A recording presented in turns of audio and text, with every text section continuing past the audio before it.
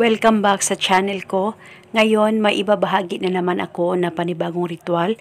At kung bago lamang napadaan, ay huwag niyo pong kalimutang mag-subscribe at pindutin ang notification bell para palagi kayong updated sa mga bago kong videos.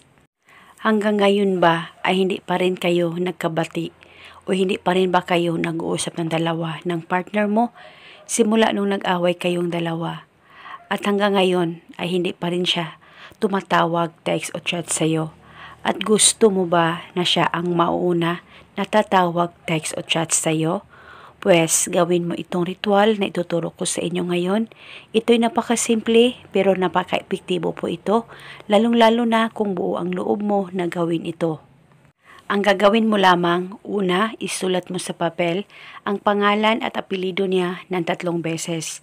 At sa likod ng papel, isulat mo ang contact number niya o kahit na anong contacts na meron ka sa kanya. At pagkatapos, kumuha ka ng isang kalamansi, hiwain mo ito at patakan mo lamang ang papel na may nakasulat na pangalan niya. Patakan mo ito kahit ilang patak. Huwag po kayong mag-alala kung mababasa po ang papel, ay wala pong problema as long as mapatakan mo ito ng kalamansi. At pagkatapos mo lang mapatakan ito, tupiin mo itong papel at ilagay ito sa plastic o di kaya ziplock. At pagkatapos, bago mo ito itago, hawakan mo muna ito saglit, mag-focus at mag-concentrate ka, pakaisipin mo siya at banggitin mo lamang ang mga salitang ito.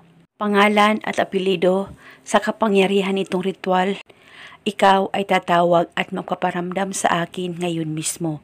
Banggitin mo lamang ito ng 3 beses. At pagkatapos, ilagay mo itong ritual sa loob ng punda ng unan mo at uunanan mo ito buong magdamag. At kinabukasan, pwede mo itong kunin at dalhin kahit saan ka man magpunta. At kung safe lang ito sa unan mo, ay pwedeng hayaan mo lang ito sa loob ng punda ng unan mo at uunanan mo ito gabi-gabi. At kung gusto mo nang ihinto ang ritual at naging okay na kayong dalawa ng partner mo, ay sunugin mo lamang ang papel.